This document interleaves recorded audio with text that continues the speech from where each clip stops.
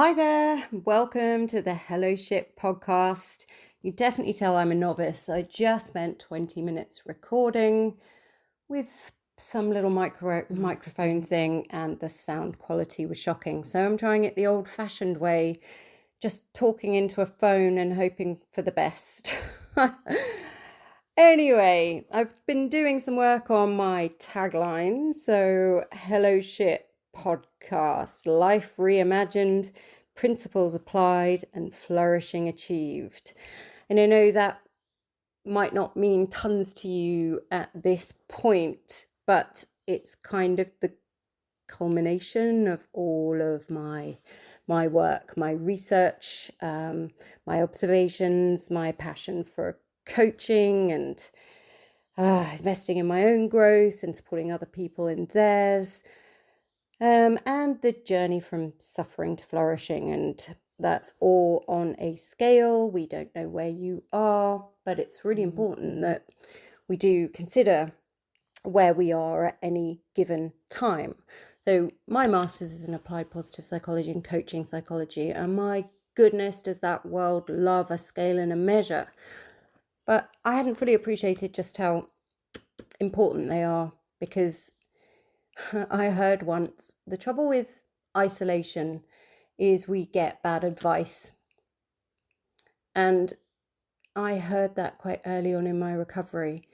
And I completely agreed. I had left work, I was living alone, and I'd never been so solitary in my life before. I'd always had a place to go to work, and now I was spending huge chunks of time by myself. So clearly a busy brain and somebody that is prone to observing life and creating theories and stories and enjoying the curiosity and the world around her. The trouble with isolation is you get bad advice. So I did realize that I needed to go outside for wisdom and elsewhere for wisdom. Anyway, I digress. But we are on the topic, so I will introduce myself. I'm Elizabeth Reese, a coach, consultant who observes and researches the journey from suffering to flourishing and is concerned with human-centered growth. You might not know that I'm also a 20-year veteran as a workplace consultant, working predominantly with large corporates and for large corporates. So I most definitely did my time rowing with the other slaves in the workplace. And for those of you too young to remember, but I'm sure we've all seen Titanic, it's a Leo quote, and it's quite apt in this instance, because I like to describe large organizations, they will describe themselves in the same way, as the big ships that take a long time to turn. But I had a conversation today with a friend I've known a long time, since about 2007. We shared time together on a training course in Europe over about a week. This person is now in the Middle East and happens to be working for an organization that I spent some time working for. And I was disappointed but not surprised to hear that not only has that organization turned over people, but it has retained the same culture. And I don't expect much from my old industry. I'm sorry to say that, but I don't. And because I don't see and haven't observed real change and transformation within the outcomes for the organization. So there's a whole nother story. I'm really sort of getting off topic here, but I can't help finding it to be incredibly frustrating. So these corporate workplaces that think they are unsinkable until they are hit by that iceberg that they knew was coming, but they did nothing about. And I don't want to labor the iceberg and Titanic metaphor, but something's coming. And while I was studying for my master's, that something is a mental health crisis. And unless something is done to look at the causes and conditions as opposed to treating the symptoms, it's only going to get worse. Much like we are told when we come into recovery from addiction, it's a progressive disease. And I don't want to beat around the bush when I say that this challenge that workplace must find a way to overcome is progressive, and it's not progressing in the right direction. Just in my world alone, nothing has changed in 20 years, despite the frosting, the wrapping, the packaging, the new jargon. Nothing appears to have changed. And within this one particular organization, nothing has changed. Oh my God, I'm painting such a picture of doom and gloom in the world of work. And it's not my intention, because, you know, if positive psychology taught me nothing, it taught me that it is my responsibility to find the positive emotions of joy and gratitude and meaning and engagement within my life. And if work and workplace is part of my life, then, and that is my decision, that is my choice, then I have to seek more ways to feel better about the situation, environment, circumstance, relationship that I am in.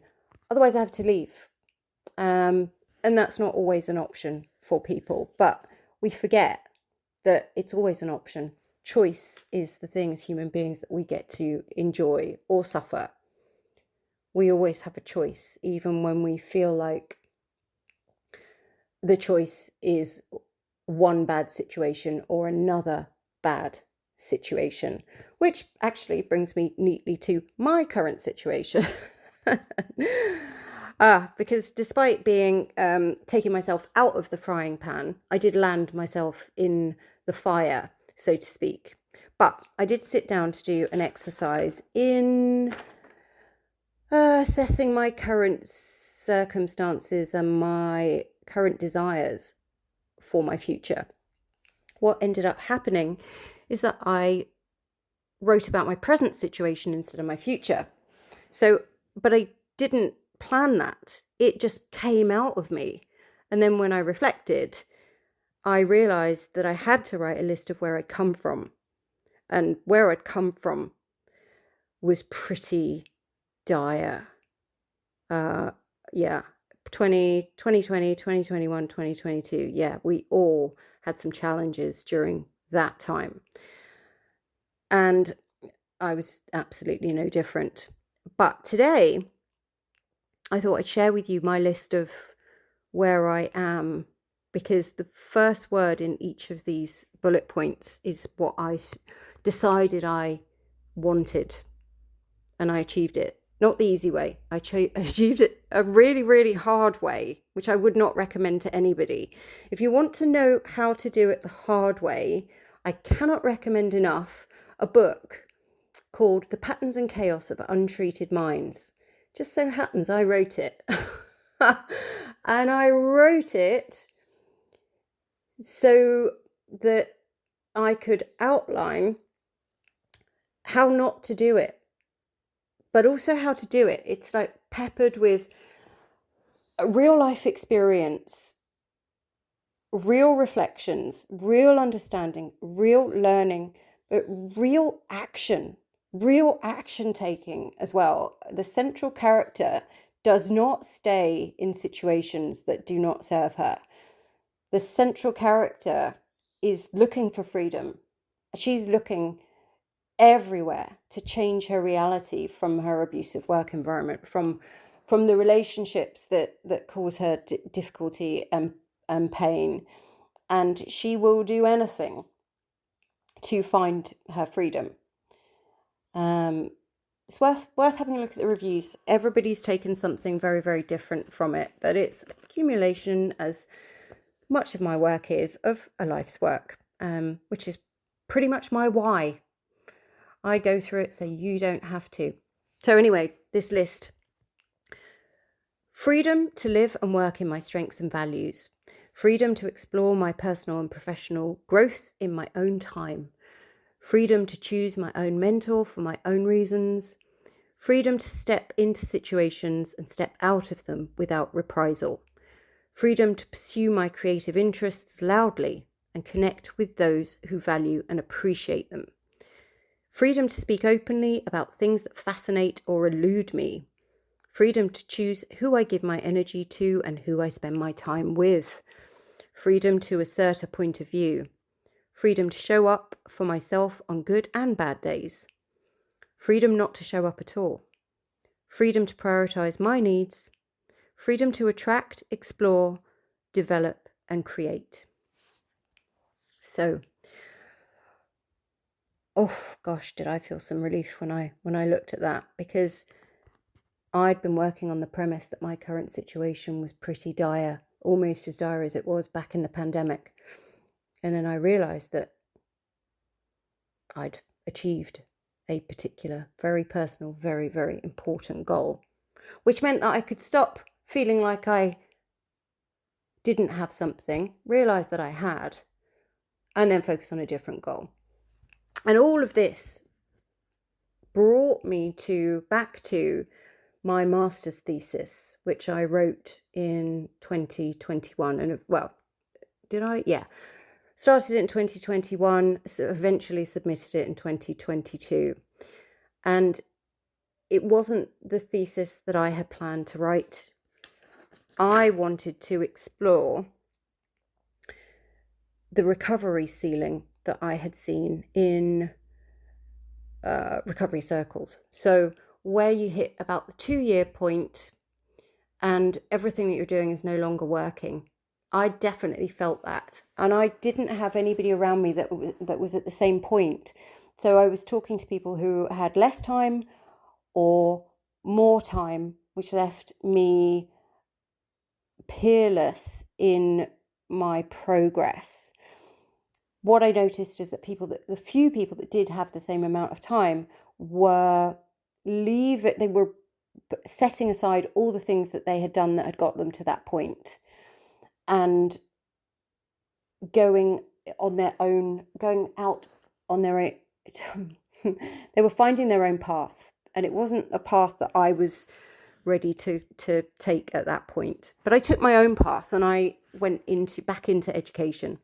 I went into the world of academia, and I deepened my learning in the areas of that fascinated me. So human behavior, positive psychology, but applied positive psychology. So how do we do these things? How do we take the action in our lives? People will tell you that the most dangerous 2 words in the world of personal development are "I know," because when we know, if we're not doing it, self-help books sell in their millions and go back on the shelves.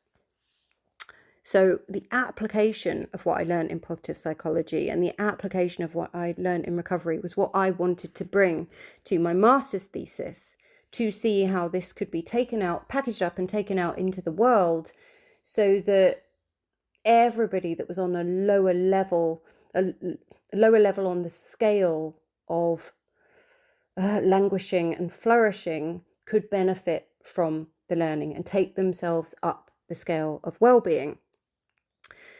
And my research led me to the theory of self-determination, and I was looking to integrate those principles of autonomy, competence, and relatedness with the spiritual principles of a 12-step program: honesty, hope, faith, courage, integrity and trust, willingness, humility, responsibility, fellowship, perseverance, spirituality, and service.